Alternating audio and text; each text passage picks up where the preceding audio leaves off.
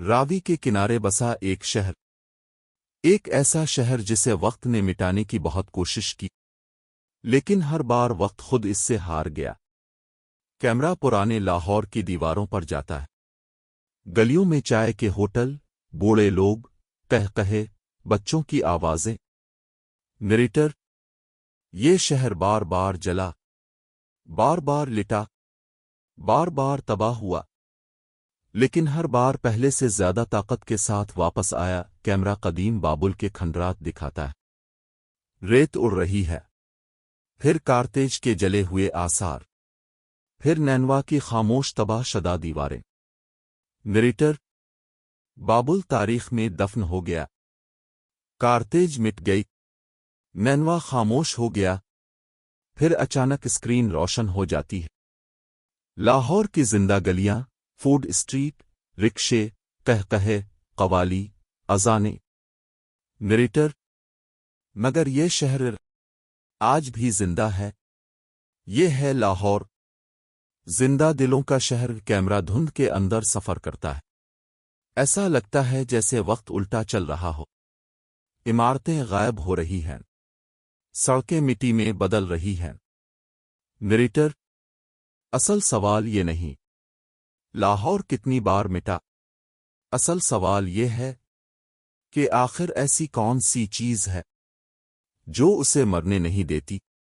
ہوا میں گرد اڑتی ہے، دور کہیں قدیم انسانی بستیاں نظر آتی ہیں، ایک اندھیرا کمرہ، دیواروں پر نقشے لٹکے ہیں، ایک یونانی عالم بطلیموس چراغ کی روشنی میں دنیا کا نقشہ بنا رہا ہے۔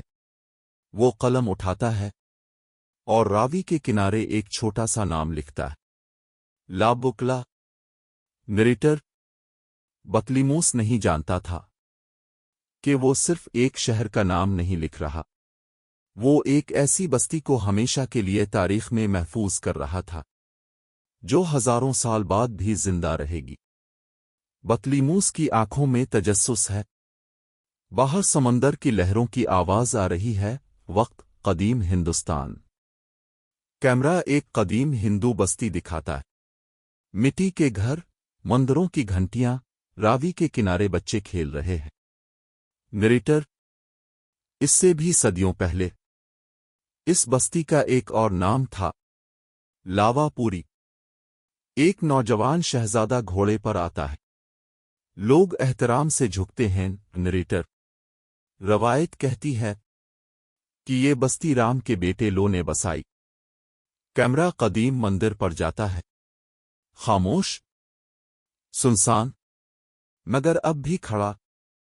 نریٹر: صدیاں گزر گئیں، مگر کچھ چیزیں لاہور کی طرح کبھی نہیں گرتے۔ وقت تیزی سے گزرتا ہے، زبانیں بدل رہی ہیں، لوگ بدل رہے ہیں۔ ایک عالم لو اور لکھتا ہے، امیر خسرو لانور کہتے ہیں، پھر مغل دربار میں کوئی لاہور بولتا ہے۔ نریٹر: ہر زبان نے اس شہر کو اپنے رنگ میں رنگا، مگر شہر وہی رہا۔ 326 قبل مسیح۔ سکندر اعظم کی فوجیں میدانوں سے گزر رہی ہیں، ہاتھی، گھوڑے، سپاہی، جنگی جھنڈے۔ اس کے مورخ ہر شہر کا نام لکھ رہے ہیں، لیکن وہ لاہور کا نام نہیں لکھتے۔ نریٹر: یا تو لاہور ابھی پیدا نہیں ہوا تھا، یا وہ ابھی وقت کے دھند میں چھپا ہوا تھا۔ سکندر خاموشی سے دور دیکھتا ہے، بارش کے بعد کی زمین۔ ایک تھکا ہوا چینی راہب، شوان زانگ، ہزاروں میل سفر کے بعد راوی کے کنارے پہنچتا ہے۔ اس کی آنکھوں میں حیرت ہے، سامنے ایک خوشحال شہر آباد ہے، بازار، مندر، لوگ، کشتیوں کی آوازیں۔ وہ اپنی کتاب میں لکھتا ہے، برہمنوں کا شہر۔ نریٹر: یہ لاہور کی پہلی پہچان تھی۔ ایک فارسی مصنف کتاب حدود العالم لکھ رہا ہے، وہ لاہور کے بارے میں لکھتا ہے، وسیع باغات، بڑے بازار، مضبوط شہر۔ کیمرہ لاہور کے مصروف بازار دکھاتا ہے، تاجر، گھوڑے، مسالے، کپڑے، شور۔ نریٹر: اب لاہور صرف ایک بستی نہیں رہا تھا، یہ طاقت بن چکا تھا۔ وقت 1021 عیسوی، سرد موسم، افق پر گرد اٹھتی ہے۔ محمود غزنوی کی فوج لاہور میں داخل ہوتی ہے۔ لوگ خوفزدہ ہیں، دروازے بند ہو رہے ہیں۔ محمود شہر کو دیکھتا ہے، اس کی آنکھوں میں فتح کا غرور ہے۔